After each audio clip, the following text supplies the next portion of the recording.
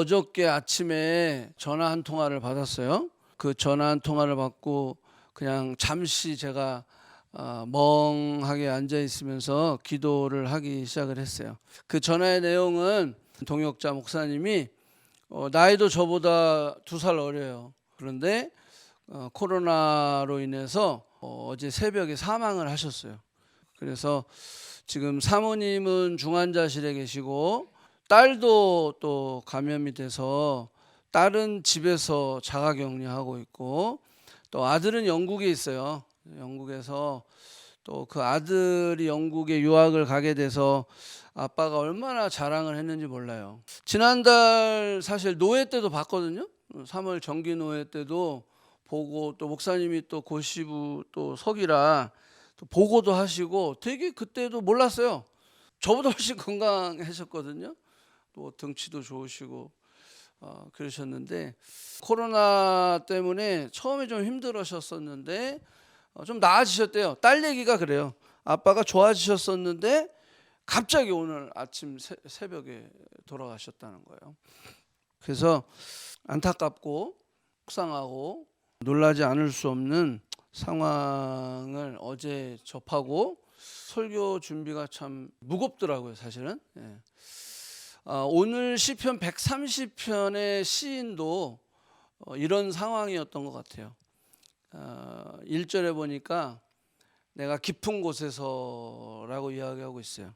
이 깊은 곳이라고 하는 것은 또 다른 표현으로 내가 스올에 내려갔다. 스올이라고 하는 것은 성경에서는 죽음을 이야기해요. 그런 죽음에 그런 이르게 될 정도로 그런 어려운 상황, 힘든 상황, 절망의 상황, 그때 내가 부르짖었다라고 고백을 하고 있어요. 우리 각자에게 또 깊은 곳이 게이지가 좀 다를 수도 있을 거예요. 시편 40편에 보면 시편 기자는 이렇게 얘기하고요. 기가 막힐 웅덩이에 내가 빠졌다는 거예요. 기가 막힐 웅덩이, 그리고 수렁이에 내가 빠졌다라고 이야기하고 있어요. 기가 막힐 웅덩이가 뭘까요? 기가 막힌 수렁이 어디일까요? 뭐 안 믿는 사람만 깊은 곳이 있는 게 아니고 우리 크리스찬들에게 깊은 곳의 상황이 있어요. 우리 크리스찬들에게 기가 막힐 웅덩이에 빠질 수 있어요. 기가 막힐 수렁에 빠질 수 있다라고 하는 거예요. 인생의 가장 깊은 곳, 그 깊은 곳, 내가 생각할 때 지금이 가장 깊다고 생각하는 상황, 내 인생의 가장 지금 어려운 상황을 맞닥뜨리고 있는 그 18살짜리 딸이 아빠의 죽음, 아빠의 시체 가까이도 가지도 못했어요. 어머니가 중환자실에 있는데 그 딸은 어머니한테도 갈 수 없어요. 그리고 자기도 지금 코로나에 걸려서 자가격리를 집에 혼자서 그 집에서 하고 있어요. 오빠는 영국에 있어요. 이 딸의 상황은 어떨까요? 18살이면 지금 누구예요? 2002년생이라고 그러던데 맞나? 고3이에요. 고3. 그 아이가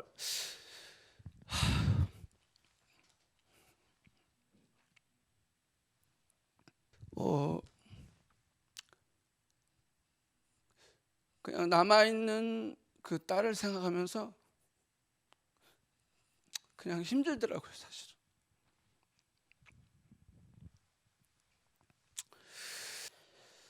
우리에게도 깊은 곳이 있습니다. 내가 든든하다고 견고하다고 생각했던 것들이 무너지는 거예요.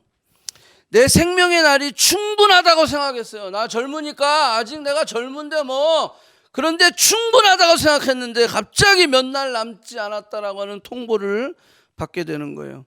내가 안전하다고 생각했던 것들이 위험으로 다가오는 거예요. 내가 믿고 신뢰했던 것들이 나를 배신하고 등을 돌리고 거짓이 되는 거예요. 그 평온하고 아름다웠던 질서가 다 망가져 버리게 되는 거예요. 모든 것이 파괴되고 혼돈으로 돌아가고 걷잡을 수 없는 두려움과 어둠으로 빨려 들어가는 거예요. 이것이 깊은 곳입니다. 육체적인 깊은 곳이 있어요.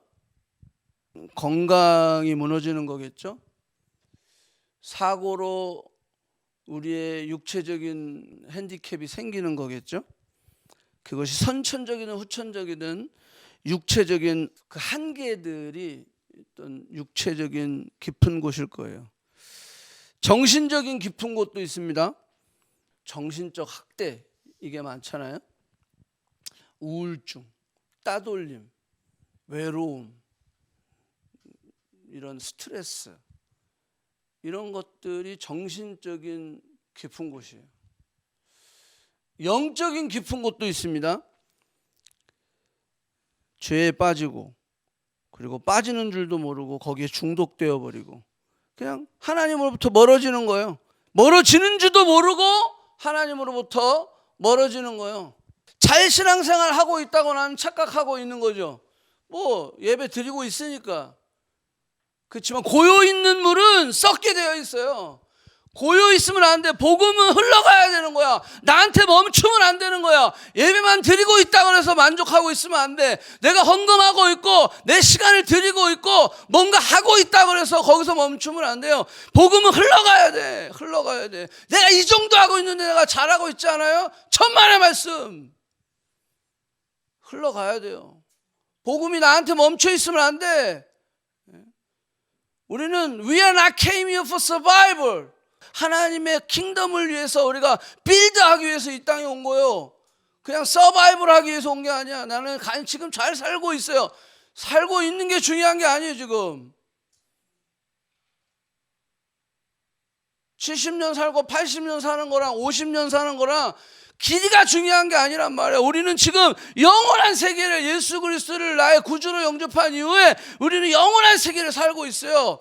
From now on 우리는 영원한 세계 사는 거야. 언제 죽을지 우리는 모르는 거예요. 영적 깊은 곳에 빠져 있는 사람들이 있어요. 하나님으로부터 떨어져 있는데 떨어진지도 몰라요. 그런 영적인 어떤 잠을 자고 있는 사람들, 그것은 상처 때문이겠죠. 교회에 대한 상처, 목회자에 대한 상처, 리더에 대한 상처, 결국 그 상처가 우리를 썩게 만드는 거예요. 거기서 일어나야 돼요. 오늘 여기 시편 기자는 그 깊은 곳에서 뭘 했다라는 거예요. 부르짖었다라고 하는 거예요. 부르짖었다는 거예요. 깊은 곳에도 처박혀서 그냥 이 세상의 모든 성공과 야망과 그 세상 것들을 추구하며 하나님으로부터 멀어져서 내가 지금 정신적으로, 육체적으로, 영적으로 깊은 곳에 있는 줄도 모르고 거기서 허우적거려서 부르짖을 생각도 안 하고 있는 그런 성도들. 부르짖어야 돼요. 내가 지금 얼마나 심각한지를 깨달아야 되는 거예요. 그리고 여러분들 주변에도 그런 사람들 깨워줘야 돼요. 언제 죽을지 몰라. 우리는 깊은 곳에서 나와야 됩니다. 어떤 상처를 받았을지라도 우리는 다시 하나님께로 돌아와야 돼요. 다시 교회의 공동체로 들어와야 돼요. 그래야 사는 거예요. 제가 동물의 왕국을 되게 잘 보는데 특히 그 막 사자들이 막 이렇게 막 먹이를 찾아다니잖아요. 근데 보니까요, 사자도 딜이 받쳐가지고 죽더라고요. 깜짝 놀랐어요. 왜냐하면 이 황소들 이렇게 뿔이 이렇게 난 데는요, 사자들도 무리 속에 있으면은 못 잡아먹더라고요. 무리 밖으로 나와 있는 그 황소를 잡아먹는 거예요. 예. 신앙생활도 마찬가지예요. 혼자서 할 수 없어요. 무리 속에 있어야 돼요. 무리 밖으로 나오면 안 되는 거야. 밖으로 나오면 죽는 거야. 잡혀 먹히는 거야. 우는 사자처럼 두루다니며 삼킬 자를 찾고 있다라는 거예요. 얼룩말도 지브라도, 심지어는 무리 속에 있을 때는 사자가 감히 가까이 못 가. 왜? 그냥 뒷발로 차버리는 거야. 그냥 막 못 가까이. 사자들이요, 물이 밖으로 나와 있는 지브라나 황소나 이런 것들을 잡아먹는 거예요. 왜? 자기도 자칫하면 죽거든. 그래서 영상 보면요, 실질적으로 뒷발에 맞아가지고 그냥 해롱해롱 해가지고 뻗는 사자도 봤어. 나는. 물이 속에 있어야 됩니다. 영적인 깊은 깊은 곳에 있는 사람들은 빨리 돌아와야 됩니다. 이때가 가장 위험한 상태입니다. 이때에 내가 어떤 방향으로 나아가느냐, 어떤 결정을 하느냐, 그게 내 인생, 내 미래가 되는 거예요. 우리는 누구나 이런 깊은 곳에 빠질 수 있습니다. 아무도 예외가 없어요. 그럼 그때 가서 내가 바른 결정, 바른 선택을 하려고 하면 될까요? 안 되는 거예요. 지금 준비해야 되는 거예요. 언제 깊은 곳에 빠질지 모르니까 지금 준비해야 되는 거예요. 전쟁 나면 그때 총 쏘는 연습할게요. 천만의 말씀. 전쟁 전에 총 쏘는 연습을 해야 돼. 작전을 하고 훈련을 해야 되는 거야. 영적으로도 내가 언제 깊은 곳에 빠질지 몰라. 그렇기 때문에 미리미리 준비하고 연습할 수 있어야 돼. 신앙생활은 그래서 방학이 없는 거예요. 여러분, 올림픽 나가는 선수들이 방학이 있습니까? 나 한 1년 쉴래요. 나 한 6개월 쉴래요. 그럼 죽는 거예요. 걔는 선수 포기하는 거예요. 그 인생은 포기되는 거예요. 너는 금메달 딸 생각을 하지 말아라. 그러니까 얼마나 그 사람들이 메달을 따려고요. 절제하고 시간 조절, 먹을 거, 잠 조절, 뭐 보는 거, 뭐 여가를 즐기는 것까지 다 절제하는 거예요. 그들이 뭐 때문에? 메달 때문에 그러는 거예요. 우리에게 메달이 있는 거야. 내가 따야 할 메달들이 있는 거예요. 내 그 면류관이 있는 거예요. 그 상을 바라보면서 우리가 절제하고 지금 뭐 하고 싶은 거 다 하는 게 아니라 훈련해야 되는 거예요. 우리 교회는 뭐 자꾸 뭐가 뭐 모이고 뭐가 많고 막 그게 아니라 지금 특수 훈련을 받아야 되는 거예요. 이 시대에. 여기 군대 갔다 오신 분들 다 있지만 그 훈련의 강도에 따라서 그 사람이 어떻게 쓰이냐가 결정이 되는 거야. 제가 누누이 얘기했죠. 4주 훈련 받으면은 사병 되는 거야. 장교 훈련 몇 달이야? 8개월이야. 잽이 돼? 4주 훈련 받은 애랑 8개월 훈련 받은 애랑 완전 다른 거죠. 8개월 받으면은 소위 되는 거, 소위. 근데 4주 훈련, 6주 훈련 뭐 이런 거 받으면 이 짝대기 하나 되는 거예요. 여러분 뭐하고, 나는 지금도 후회하는 게 하나가 있다면 내가 장교로 안 갔다는 게 군대를. 그게 난 지금도 후회가 돼. 뭐 안 갔다 왔으니까 그러시겠죠. 그렇지만 우리 처남도 그렇고 우리 여기 세공 목사님도 장교 출신이거든. 부러워. 얼마나 고생했겠어요. 8개월 훈련 받았다니까. 영적인 훈련도 마찬가지예요. 내가 어떤 그릇이 되느냐. 이 땅의 삶이 영원한 세계의 결과를 낳는데 이 땅에서 내가 짝대기 하나 달고 사는 거랑 소위, 중위, 대위, 막 소령, 완스타 이렇게 사는 거랑 상급이 다르다니까. 상급이 달라요. 나는 병장 때 12,000원 받았어. 사병 때 6,000원 주더라고. 소위 때 얼마 받았어? 150 받았대. 나는 지금 6,000원 받았는데. 응? 물론 시대가 좀 다르기도 하지만 하여간 지금도 마찬가지야. 사병, 해병대 더 주나? 똑같지. 얼마 받았어? 12만 원 받았대. 야, 12만 원. 그래도 150만 원이야. 그게 똑같아? 영적으로 훈련해야 돼요. 훈련해야 돼. 그래야 깊은 곳에 빠졌을 때 부러질 수 있는 거야. 근데 깊은 곳에 빠졌는데 이게 빠진지도 모르고 그냥 거기서 그냥 허우적거리고 거기서 주저앉은 사람 있으면 안 돼요. 그렇지 안 돼. 부르짖어야 돼. 130편 기자가 우리에게 깊은 곳에 빠졌을 때 해야 할 3가지를 말씀하고 있어요. 첫 번째는 하나님께 부르짖었다라는 거예요. 부르짖는 거예요. 여러분들, 우리 애들도요. 뭔 일 나면 아파 그냥 부르짖어. 아파. 작은 놈들은 더해 막 부르짖어. 큰 놈들은 막 부르짖기보다는 그냥 거의 이렇게 협박하듯이 이렇게 얘기해줘. 뭐 사주세요. 뭐 주세요. 막 이렇게 부르짖을 나이는 지났어. 근데 부르짖는 거야. 부르짖을 때 가장 중요한 키워드가 뭔지 아세요? 내가 누구인지를 알아야 돼. 내가 하나님께 부르짖는데 내가 하나님의 자녀인지를 몰라. 그러면 그게 부르짖으면 안 돼요. 그냥 asking 되는 거지. 남의 자식은 저한테 안 부르짖습니다. 부탁하죠. 이거 좀 해주실 수 있어요? 근데 내 새끼는요, 아빠 해줘. 이게 되는 거예요. 이게 부탁이 아니에요. 거의 그냥 명령이야. 아빠 해줘. 빡. 우리 저기 경돈이네 봐봐. 애가 이든이가 어릴수록 더 하다니까 그냥 울어 제끼는 거야. 부르짖는 거야. 배고파도 울어. 배불러도 울어. 똥 싸도 울고 오줌 싸도 울고 뭐 마음에 안 들면 울어. 자 그냥 울어 제끼는 거야. 왜? 네가 알아서 해야지 이거야. 부모한테. 자 그러니까 부르짖는 애들은 그런 거예요. 그런데 중요한 게 뭐냐면 내가 누구의 자식이냐. 그게 있어야 돼. 내가 하나님의 자식이야. 하나님이 나의 아버지야. 이 확신이 없으면 안 부르짖게 된다니까. 그래서 여기 보니까 내가 깊은 곳에서 주께 부르짖었나이다. 여러분들 이게 우리 하나님의 자녀의 특권입니다. 아멘. 근데 안 부르짖어. 왜 그런지 아세요? 내가 하나님의 자녀인지 헷갈려서 그래요. 헷갈리면 그래요. 부모가 서먹서먹해. 관계가 그러고 있어. 그러면 어떻게 부르짖을 수 있어요? 부모랑 나랑 서먹서먹한데 하나님이 나랑 서먹서먹한데 내가 어떻게 부르짖어? 그러니까 맨날 그냥 하나님 플리즈 이러고 있는 거야. 근데 여기는 그게 아니야. 부르짖은 거야.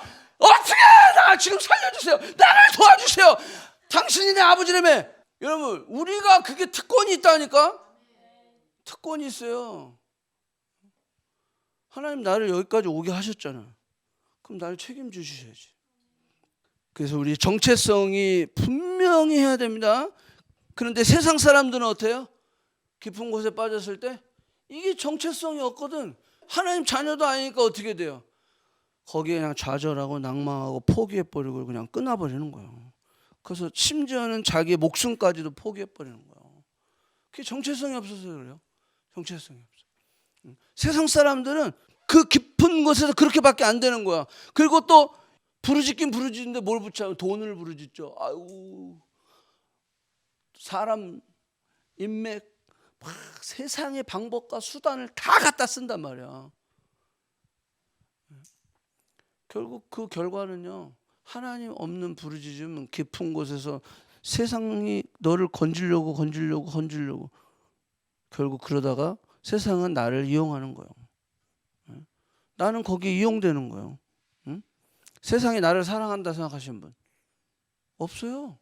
세상은 나를 절대 사랑하지 않습니다. 세상은 나를 이용할 뿐입니다. 맞죠? 세상은 나를 이용하는 거예요. 거기에 속으면 안 된다라는 거예요.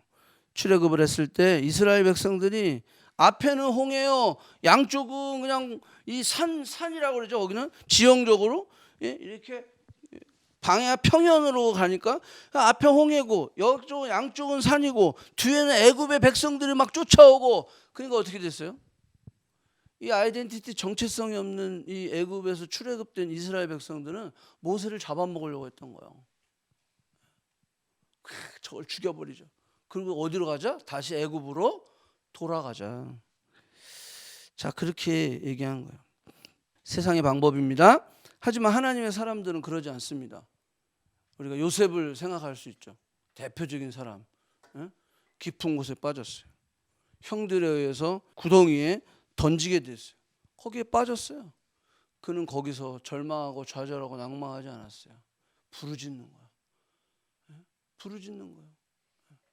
그를 부르짖은 가운데 건져냈는데 보니까 미디안 상인에게 팔려갔어요. 팔려가면서도 그는 부르짖는 거예요. 하나님 아시죠? 하나님 내가 지금 이렇게 되고 있는 거 보시고 계시죠? 부르짖는 거예요. 왜? 그걸 어떻게 알 수 있냐면 요셉의 삶 가운데 요셉이 보디발 장군의 집에 딱 갇혔을 때 그게 39장이야. 39장에 보면 하나님이 저와 함께 하심으로 아멘. 그가 옥에 갇혔을 때도 그것도 39장이야. 거기에 보면 하나님이 저와 함께 하심으로 그는 그 아이덴티티가 있었어요. 하나님이 나와 함께 하신다는 거예요. 나는 하나님의 백성이다라고 하는 거예요. 그러니까 그는 부르짖었다라고 하는 거예요. 신세한탄하고 원망하고 그냥 와 형들 막 내가 그냥 살기만 해봐 니들 다 죽여버릴 거야. 그러지 않았단 말이에요. 그런 감정이 사람이기 때문에 전혀 없진 않았겠지. 그렇지만 그는 다 용서했다라고 하는 거예요. 아멘? 예, 그냥 그 형제들을 만났을 때 끌어안잖아요. 하나님이 나보다, 예, 당시 우리의 가족을 살리기 위하여 가족들보다 나를 먼저 이것에 보내셨다라는 거예요. 미리 예비하셨다라는 거예요. 이 말이 어떻게 나와? 미치지 않고는. 그가 늘 하나님과 동행하면서 하나님께 부르짖는 삶을 살았던 거예요. 잡혀가면서 얼마나 성들을 원망했을 수도 있겠죠. 그렇지만 그의 결론은 늘 부르짖는 거야. 하나님 나를 도와주세요. 애굽에 도착했을 때 노예 시장에 그가 갇혔잖아요. 노예 시장에 있었을 때 거기는 인간 취급을 안 해. 개 취급을 한단 말이야, 사람을. 요셉은 어떤 사람이야? 그냥 최고의 채색 옷을 입고 그 가족 중에 최고로 사랑을 받았던 그 아들이 노예 시장에 팔려가지고, 노예 시장에서, 한번 성경에는 안 나와. 그렇지만 노예 시장에서 그 노예들을 사람 취급을 했겠어요? 개 취급을 하는 거죠. 홀딱 벗겨가지고 막 물 뿌렸겠죠. 심지어는 막 무슨 약도 치고 그랬을 거 아니에요. 예? 사람 취급을 안 당했어, 요셉은. 그걸 다 감수했다고. 그리고 원망하지 않았어요. 그리고 누굴 부르짖었어요? 하나님께 부르짖은 거예요.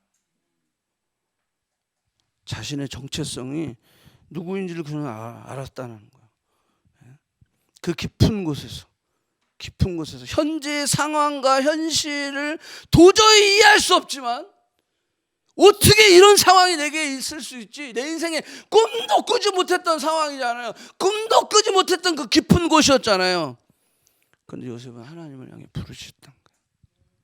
우리가 꼭 깨달아야 되는 것은 하나님의 사람에게 깊은 곳이 있다 없다? 있다. 있어요. 근데 여러분들 중요한 사실은 뭔지 아세요? 그 깊은 곳에서, 그런 절망 가운데서 우리는 드디어 뭘 볼 수 있냐면, 어떤 게 본질이고 어떤 게 비본질인지를 볼 수 있어요. 내 생명이 많다고 생각했는데 갑자기 생명이 지금 나는 몇 개월 남지 않았다라고 판정을 받았을 때 우리 인생의 본질과 비본질이 보이기 시작하는 거예요. 아, 내가 이 비본질 때문에 너무 많은 시간을 보냈구나. 이제는 그 사람은요, 그 시간표가 달라지기 시작해. 그 인생의 시간표가 달라지기 시작해. 그 인생의 씀씀이들이 달라지기 시작하는 거예요. 왜? 그런 절망 가운데, 그런 깊은 곳 가운데 빠지게 되니까 이제는 어떤 게 본질인지, 어떤 게 진짜인지, 어떤 게 가짜인지를 보게 된단 말이에요. 우리는 여태까지 가짜 때문에 너무 괴로워하고 힘들어하고 막 불평하고 불만하고 그랬다는 거예요. 그게 나눠지기 시작하는 거예요. 그래서 하나님이 가끔 우리에게 그 깊은 곳을 허락하시는 거예요. 너가 지금 뭐 때문에 지금 그러고 있니? 보여주시는 거예요. 어떤 게 진짜고 어떤 게 가짜인지, 뭐 어떤 게 본질이고 어떤 게 비본질인지를 보게 해주시는 거예요. 아, 내가 지금 무엇을 위해서 지금 살았지? 아, 내가 무엇을 위해 살아야 하지? 이게 깨달아지는 거예요. 베드로전서 4장 12절에 보니까 베드로도 이렇게 고백을 하고 있어요. 너희를 연단하려고 오는 불시험을 이상하게 생각하지 말라. 너희를 연단하려고 오는 불시험이 있다라는 거예요. 그 깊은 곳이 있다라는 거예요. 이상하게 생각하지 말라. 너희가 그리스도의 고난에 참여하는 것을 즐거워하라. 이는 그 영광을 나타낼 때 너희로 즐거워하고 기뻐하게 하려 함이라. 아멘. 아멘. 베드로만 그런 게 아니에요. 바울도 그런 고백을 하고 있어요. 바울도 디모데후서 1장 7절에 보니까 뭐라 그러냐면 복음과 함께 고난을 받으라 그랬어요. 복음은 굿뉴스인데 과 함께 고난을 받으라. 고난은 배드뉴스인데, 그죠? 근데 바울은 이렇게 고백하고 있어요. 고난과 함께 고난을 받으라는 거예요. 그러면서 뭐라고 했냐면 주를 위하여 갇힌 자된 나, 주님 때문에 갇혔다라는 거, 내가 감옥에 갇힌 나, 내가 그걸 기뻐한다라는 거예요. 아멘? 예. 물론 나의 죄와 잘못된 선택으로 오는 깊은 곳도 있습니다. 다 하나님 탓이 아니에요. 내가 깊은 곳을 만드는 사람이 있어요. 내 죄 때문에, 내 잘못된 선택 때문에. 그래서 우리가 프랙티스, 연습을 해야 돼. 영적인 연습, 경건에 이르는 연습, 영적인 연습들을 계속 해야 돼. 그래야 우리가 하나님이 원하시는 걸 선택할 수 있는데, 이 연습이 안 되면 잘못된 선택으로 인해서 깊은 곳으로 내가 가게 돼 있어요. 대표적인 사람이 누구예요? 요나예요, 요나. 요나는 하나님의 부르심이 있는데 잘못된 선택을 한 거예요. 아니야, 나는 니느웨를 안 갈 거예요. 그러면서 요나서를 한번 보세요. 보면은 이렇게 돼요. 욥바로 내려가니라. 하나님을 향해 가야 되는데 내려가는 거야. 내려가는 거야. 깊은 곳으로 가는 거야. 욥바로 내려갔어요. 다시스로 내려갔어요. 뱀이창으로 내려갔어요. 다 계속 내려가. 걔는 뱀이창으로 내려갔대. 그 풍랑이 일어나니까 거기서 고다는 뭐예요? 어디로 내려갔을까? 물속으로 내려갔어요. 빠져버렸단 말이야. 거기서 더 내려갔어. 어디로? 고기 뱃속으로 내려갔어요. 그 인생은 계속 내려가는 인생이야. 왜? 자기가 잘못된 선택을 한 거예요. 하나님 탓하지 마세요. 내가 잘못 선택한 거예요. 하나님의 사람이었기 때문에 그는 가장 요나의 인생의 깊은 곳, 거기 어디요? 고래, 큰 물고기 뱃속이죠. 더 이상 깊은 곳이 어디 있어요? 죽음이 끝인데 거기서 그는 뭐예요? 부르짖는 거예요. 누구에게? 하나님께 부르짖는 거예요. 그래서 요나서 2장은요 요나의 참회의 기도예요. 예. 요나가 참회의 기도를 하는 거예요. 얼마나 내가 잘못했는지 그것을 고백하고 하나님 앞에 부르짖는 것들을 우리가 볼 수가 있어요. 요나서 2장에 보니까 5절에 물이 나를 영혼까지 둘러싸우며 깊음이 나를 에워싸고 바다풀이 내 머리를 감쌌나이다. 6절 나의 하나님 여호와여 주께서 내 생명을 구덩이에서 건지셨나이다.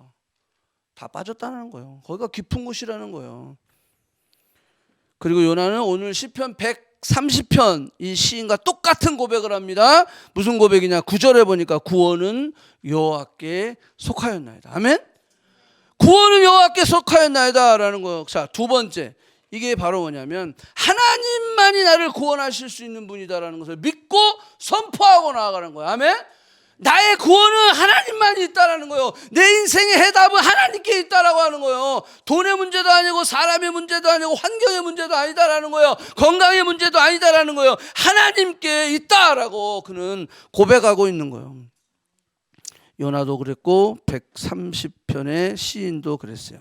4절 봅시다. 오늘 본문 4절. 그러나 사유하심이 주께 있음은 주를 경외하게 하심이라. 사유하심이 뭐예요? 사유하심. 용서했다는 거예요. 용서. 구원하셨다라는 거예요. 회복시키셨다라고 하는 거예요. 세상에는 답이 없어요. 요나가 나를 바다에 던져라. 그러면 이 일이 누구로부터 왔는지 니들이 알 수 있다라는 거예요. 그 말은 하나님만이 이게 하실 수 있는 분이시다라는 거예요. 하나님만이 구원하실 수 있고 이 풍랑을 잔잔하게 할 수 있는 거 니들이 아무리 뭐 니들 신한테 기도하고 니들이 아무리 니들 방법으로 막 짐을 갖다 버리고 별짓을 다 해도 안 돼. 나를 던져라. 이게 답이다라는 거예요. 하나님이 답이다. 요나는 하나님만이 나를 구원하실 수 있는 분임을 알았기 때문에 그랬다는 거예요. 예레미야도 보면 눈물의 선지자예요. 늘 얻어맞아. 그냥 들겨맞고 하나님 뜻대로 하면 할수록 더 힘들어져. 그래서 나중에 어떻게 돼? 예레미야 뒤쪽에 가면은요 감옥에 갇혀버려요. 감옥에 갇혀버리고 심지어는 감옥에서 끌어내가지고요 구덩이에 던져버려요. 예레미야 그렇게 됐어요. 그 구덩이에 던져버리는 거예요. 다니엘도 마찬가지요. 다니엘도 사자 굴 속에 던짐을 받는 거예요. 사드락 메삭 아벳느고도 마찬가지요. 7배나 더하는 풀문불 가운데 던짐을 받는 거예요.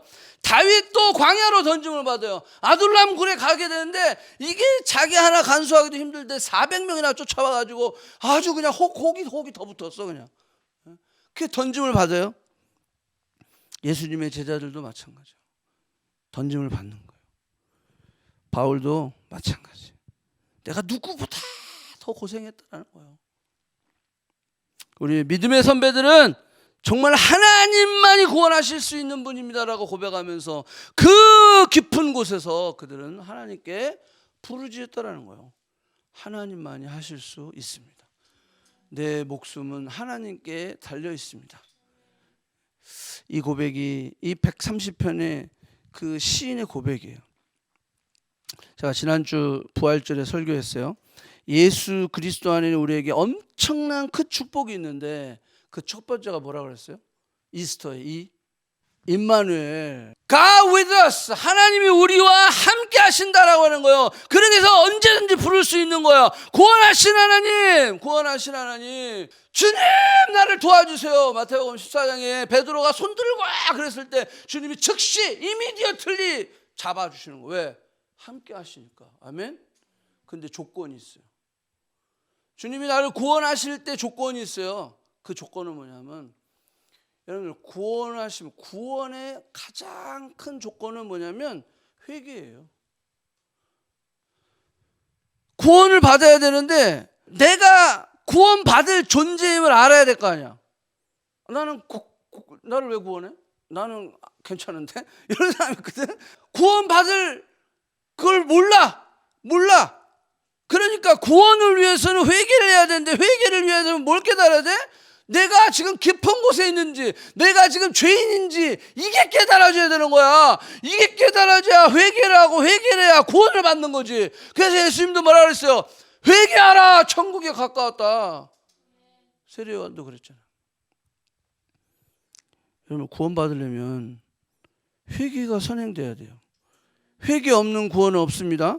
반드시 회개의 과정을 통해 구원에 들어가는 거예요. 세상의 구세주를 포기하지 않고 예수 그리스도를 구세주를 영접할 수 없다니까. 내가 예수 그리스도가 내 인생의 구세주가 되려면 세상의 구세주를 포기해야 된다니까. 이걸 포기해야 돼. 근데 이걸 포기하지 않으면 예수를 구세주로 영접할 수가 없어. 근데 이걸 포기하고 이걸 영접하려면 그 안에 회개가 있어야 돼. 내가 돈을 구세주로 생각했어요. 내가 명예를, 내가 다른 것들, 세상적인 것들을 구세주로 생각했어요. 주님 나를 용서하여 주시옵소서. 그리고 회개하고 주님을 구세주로 영접해야 되는 거예요. 이 과정이 있어야 된다라는 거예요. 우리 사랑하시는 하나님은 우리가 죄를 회개할 때, 야, 너는 내가 생각해봐도 나쁜 죄를 졌어, 이렇게 죄에 집중하시는 분이 아니야. 사실은 죄를 딱 집중하시고 죄만 이거 하는 게 아니야. 왜? 그 죄는 뭘 위해서 지적하시는 거예요? 구원을 위해서 지적하시는 거예요. 어떤 부모가 자식이 죄만 봅니까? 그런 부모가 있긴 있어요, 이 땅에는. 근데 기본적으로는 그런 거야. 내 자식이 잘못한 것만 보면 안 돼. 어떤 부모가 계속 잘못만 지적해. 칭찬을 하나도 안 하고. 그건 잘못된 거지. 내가 때로는 야단을 칠 수 있어요. 그 이유는 뭐냐면 얘를 성장하고 성숙시키기 위함이란 말이야. 그러니까 죄만 보면 안 돼. 이 대표적인 예가 탕자의 비유예요. 탕자의 비유. 탕자가 돌아왔잖아요. 다 거두절미하고. 그런데 이 아이 나쁜 놈 하고선 부모가 그냥 두들겨 패. 내 돈을 가져가서 탕진을 하고 이랬으면요, 그거 죄만 지적하는 거죠. 근데 부모가 어떻게 했어요? 가서 그냥 끌어안고 그냥 내 죽은 아들이 돌아왔다. 죄는 지적도 안 해. 그렇다고 죄 지라는 말이 아니에요. 예? 죄는 지적도 안 하지만 죄 회개했어 안 했어? 이 아들이 회개했단 말이야. 예? 이미 벌써 돼지 주업 열매 주워 먹으면서 후회를 하고 그 다음에 부모 앞에 와서 이제는 나를 아들이라 하지 말고 종으로 해달라고 하는 거예요. 이게 회개한 거예요. 깨달은 거예요. 회개하고. 그렇지만 그 부모는 그래 넌 종이야 임마 이렇게 하지 않았단 말이야. 예? 그냥 끌어안고 그냥 씻겨주고 새 옷을 입히고 금가락지를 끼워주고 신발까지 신겨서 소를 잡아가지고 잔치를 벌였다는 거야. 여러분, 이게 하나님 아버지 마음이에요. 우리는 이 마음을 알 수 있어야 돼요. 예수님도 마찬가지예요. 예수님도 부활하시고 난 다음에 제자들이 나타나서 Peace be with you 이랬지. 야, 이 다 죽었어. 니들 내가 3번이나 얘기했지. 근데 어떻게 다 도망갔어? 그러면서 피 쓰고 나발이고 야 일단 맞고 보자. 이게 된 게 아니란 말이지. 주님도 용서와 사랑 그 영혼에게 집중하셨다라는 거예요. 아멘? 그 영혼에게 집중하셨어요. 그러면서 뭐라 하냐면 네가 나를 사랑하느냐? 네가 나를 사랑하느냐? 네가 나를 사랑하느냐? 왜 죄를 쳤니? 왜 죄를 나를 부인했니? 죽일로만 막 이러지 않았단 말이야. 그 영혼. 그래서 사명을 주시잖아. 아멘? 그 죄인에게 사명을 주는 거야. 사명을 주는 거야. 신명기 21장을 한번 봅시다. 요걸 한번 찾아가 봐야 돼요. 자, 20절. 그 성읍 장로들에게 말하기를 우리 이 자식은 완악하고 패역하여 우리의 말을 듣지 아니하고 방탕하여 술에 잠긴 자라 하면 그 성읍의 모든 사람들이 그를 뭐 한다고? 돌로 쳐 죽여야 되는 거예요.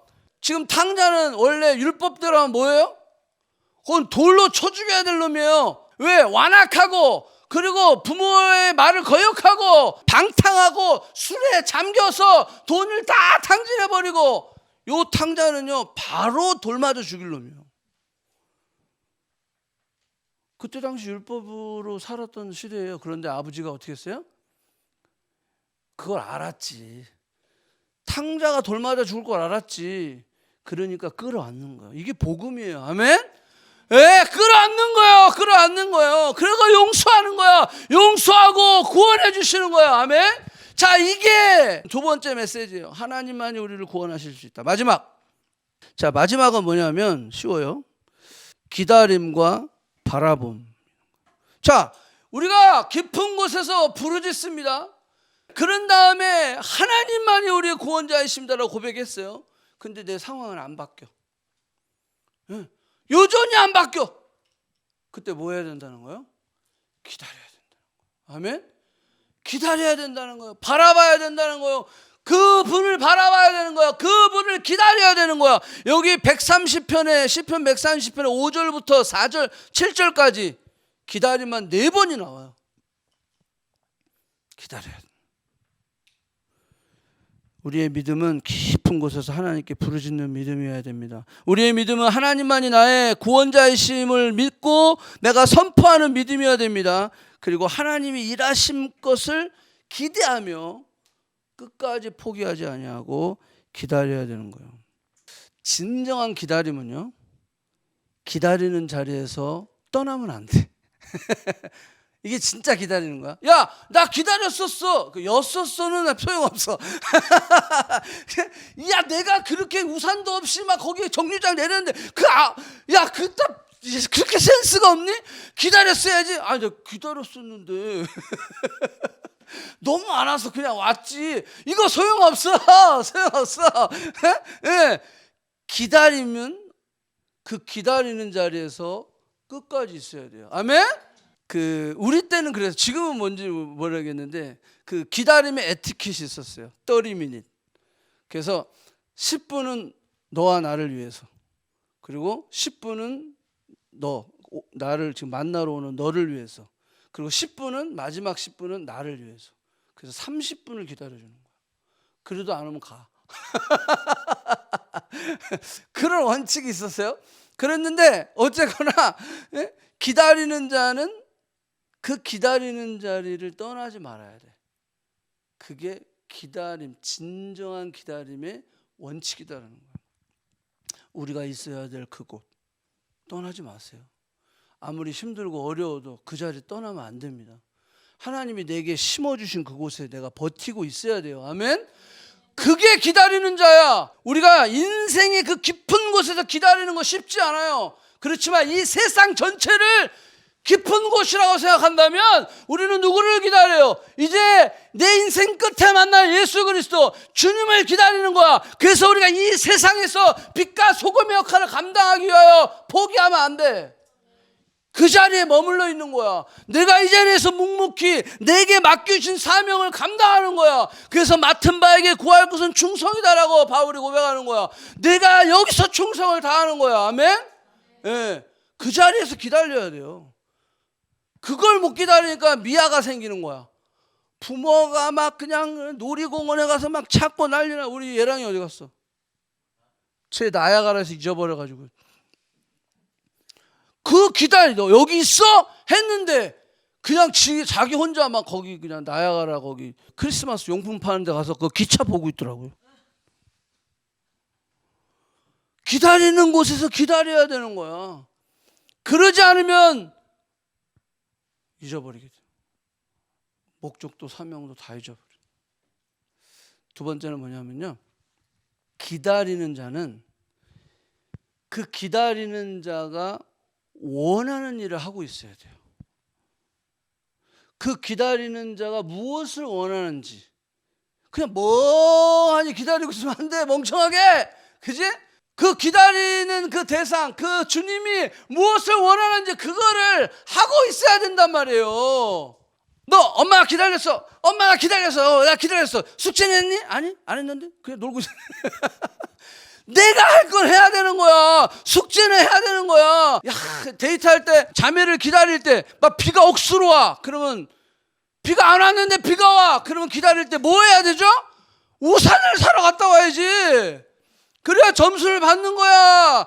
그냥 멍하니 비가 오고 있는데 그러고 기다리다가 여자 갔다 왔는데 어머 자기 아무것도 없어? 그래 비가 오네. 이게 센스가 없는 거야 이게. 빨리 가서 우산을 사갖고 와야지. 여러분들 예수님이 열처녀 비유 얘기했죠. 열처녀 비유에 열처녀에서는 지혜로운 5처녀와 미련한 5처녀가 있어요. 기다릴 때 그냥 마냥 기다리고 있으면 안 된다는 거야. 뭘 준비해야 돼? 기름을 준비해서 뭘 밝혀야 돼? 길을 밝혀야지. 이 일을 해줘야 되는 거지. 저도 기다렸는데 근데 기름이 없네요. Get out! 그렇게 되는 거예요. Get out. 응? 준비해야 돼. 불을 밝히고 있어야 되는 거예요. 아멘? 그게 내가 해야 할 일인 거예요. 3가지를 얘기했어요. 우리는 깊은 곳에 빠질 수 있어요. 부르짖어야 돼요. 하나님만이 나의 구원자이심을 고백해야 돼요. 그리고 뭐 해야 돼요? 기다려야 돼요.